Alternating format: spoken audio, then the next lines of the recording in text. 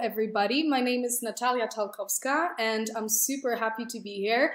I'm the founder of Natalka Design, and we are all about effective communication through the power of visual storytelling. And I'm also the founder of DOODLELEDO, and DOODLELEDO is all about creative doodle sessions for teams and private events, so people get together, connect, get creative, do something else, and draw. And today, for the next around 20 minutes or so, I will try to convince you to understand the power of visual storytelling and how much it's there and what you should be doing with visual communication if you're not already.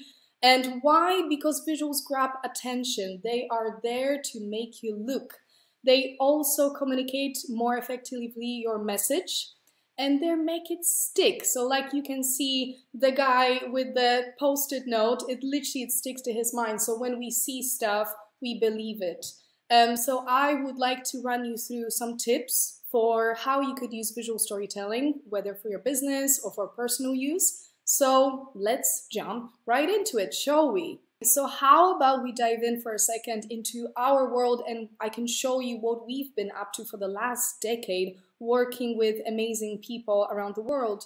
So this one is very close to my heart. It's actually and Mr. Phil Libin speaking recently about Chunky update on and you can see clearly here, you can see all the kind of updates being live scribed. So what is live scribing? Live scribing is people speak and we capture key moments through words and pictures. Super powerful, engaging tool that brings clarity to your message, that makes it stick. So what an engaging piece of scribing that we are very, very excited to be part of.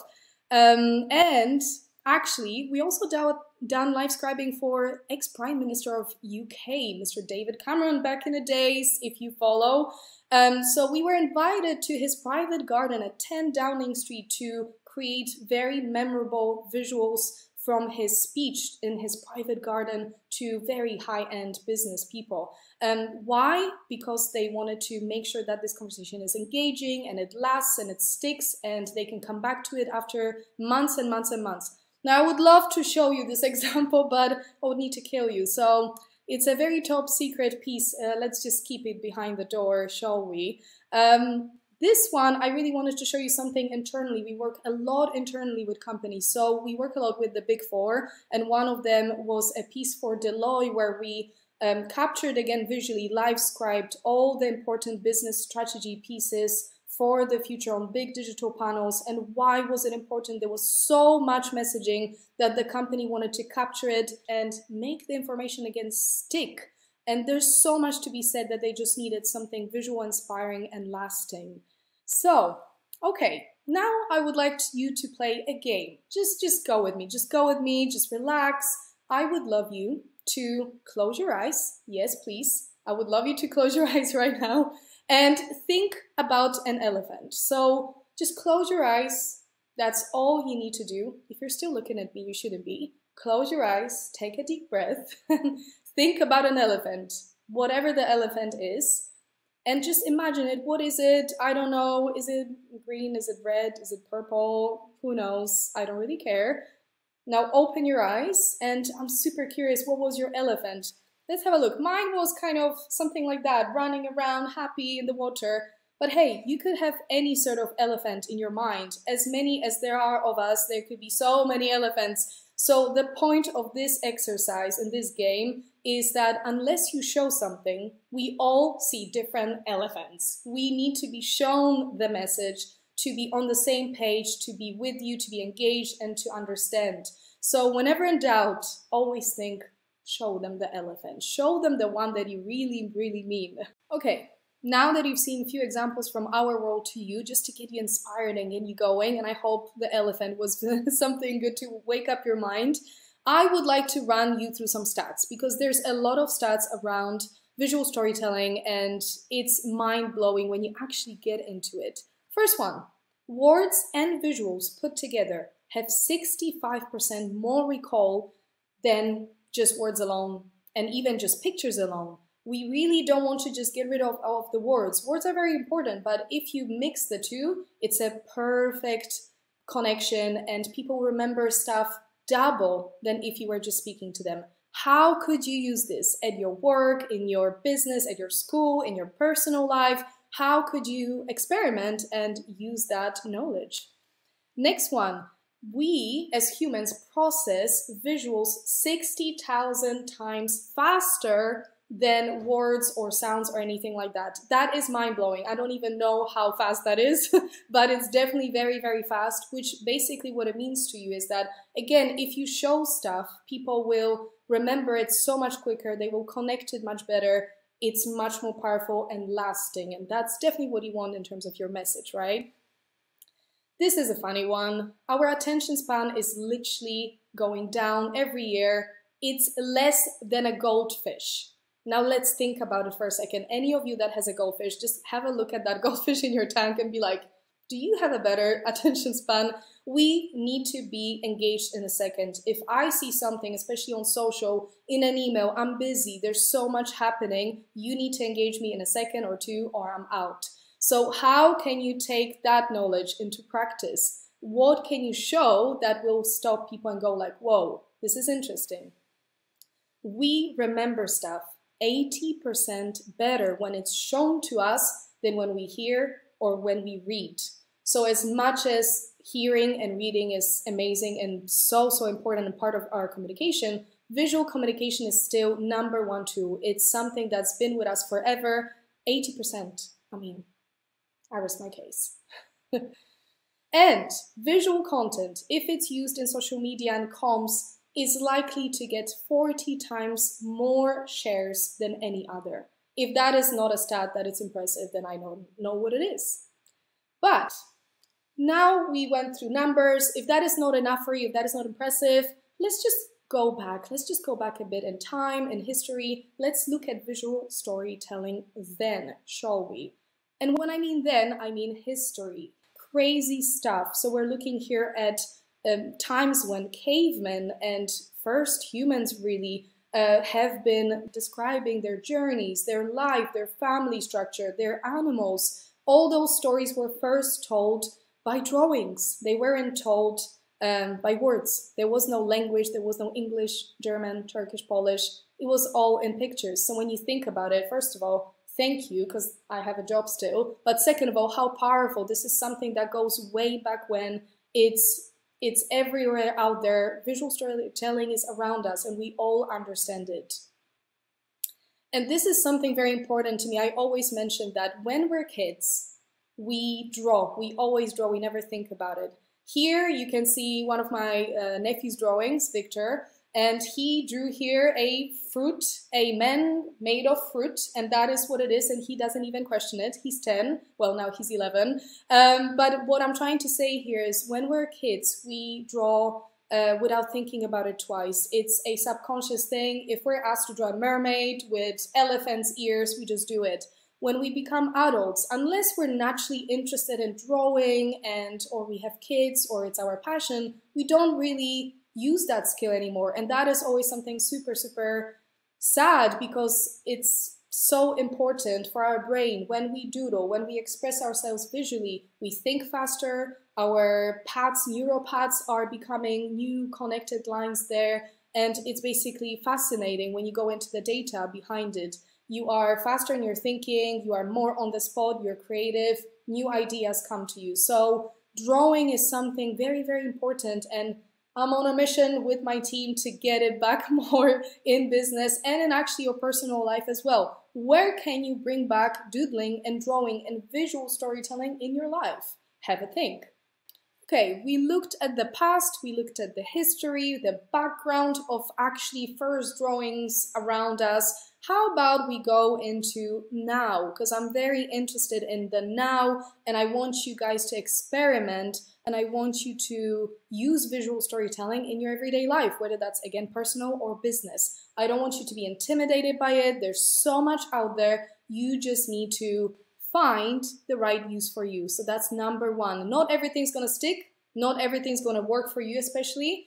You need to find, okay, this stuff works for me. I'm going to explore it. And when you explore it, I want you to be consistent. So don't just expect that one-off visual or one-off post or something like that is going to change your life. Be consistent. Get your audience used to the fact that you're introducing a bit more live and visual storytelling to your presentations, to your pitches, to your work, to your, you know, personal life, mood boards, anything you want. And then experiment, super, super important. Don't just kind of stay with one idea, try some new things. There's no really rules, you make the rules. So I want you to now enjoy all this kind of inspiration and see what could stick for you. First of all, 70% of companies these days claim that they use visual content for marketing. How powerful, that's a lot of companies, and they say it works. Now let's get into kind of a bit more details. Let's look at Instagram, shall we? A lot of us are on Instagram, I'm sure. If you're not, then you definitely know someone that is. Instagram is going nuts and is not stopping. The data says that even between only 2013, from 90 million active users a day, in 2018 it went up to 1 billion active users a day. That is mind-blowing. Mind-blowing. I don't even want to know what's going on in 2021. But here you can see an example that we've done on Instagram way back when. We always like to kind of find special moments in the internet, if you know what I mean. If something happens, we get inspired, we just do it. So here's an example of Meghan Markle and Harry getting engaged. Lovely moment. We visualized it. We created a beautiful illustration. It was trending on Instagram for a week with hashtag royal couple, that's number one. And it was so powerful that we were invited for a tea to Buckingham Palace. Now, if you get an invite, you go, right? But why am I showing you this? Have a look at what's going on in these pictures. There's a lot of photographies. When that moment happened, it was full of photographies. It's the easiest thing to do, video and all that, which is amazing as well. But when you put that little illustration, it just gives that special kind of created moment. It's unique, people love it, it makes it stand out, it's different, it's original. Why wouldn't you try on Instagram in different moments, whatever inspires you, to create an illustration, to create a doodle? Now, if you don't draw or don't doodle, get an illustrator, get someone that can help you to express your ideas. But actually, it doesn't have to be very rich. It can be something very, very simple, but it's all about kind of, can you find moments in time on Instagram where you get inspired and you want to tell a story? How does that work for you?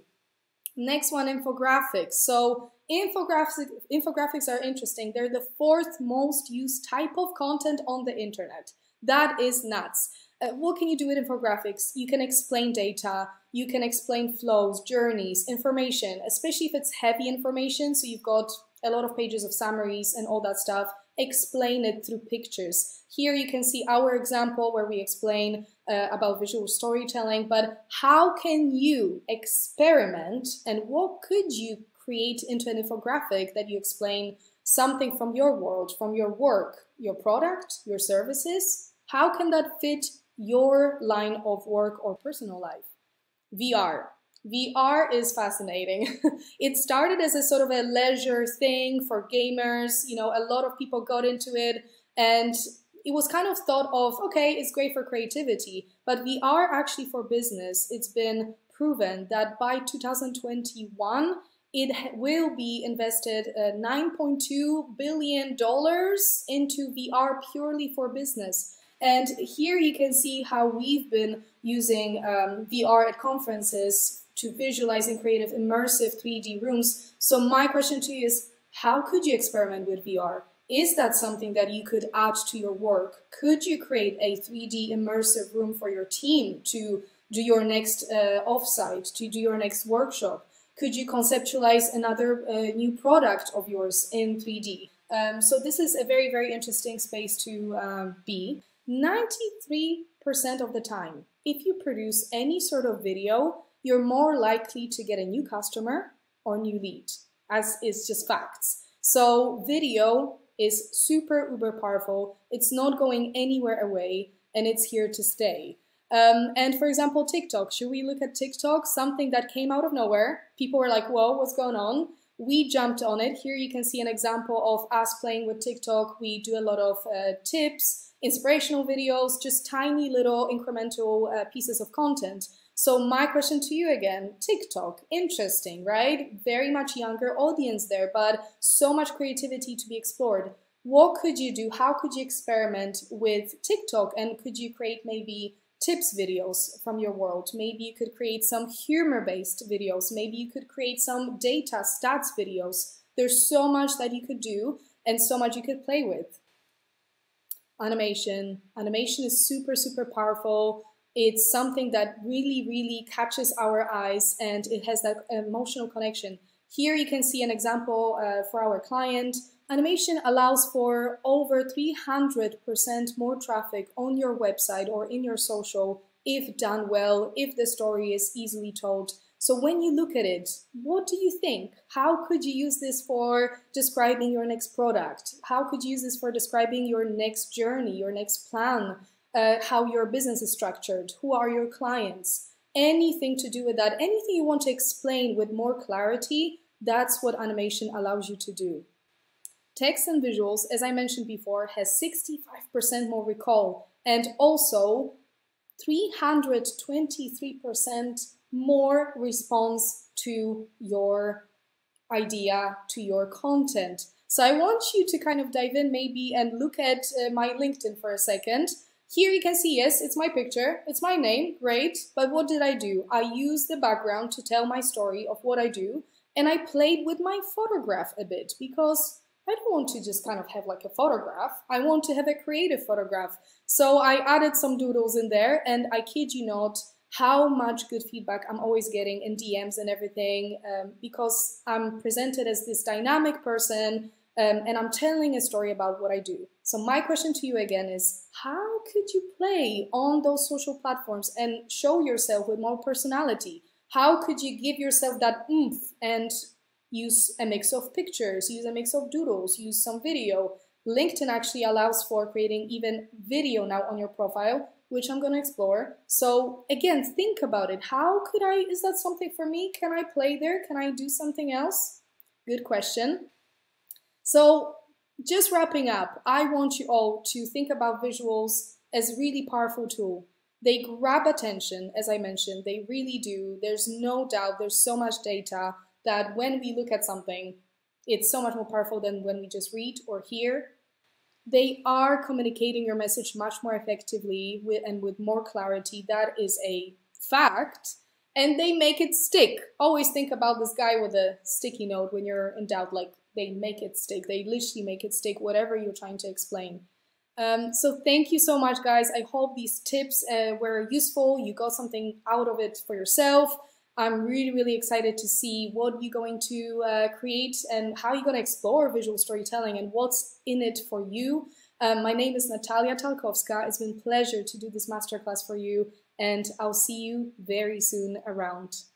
Bye.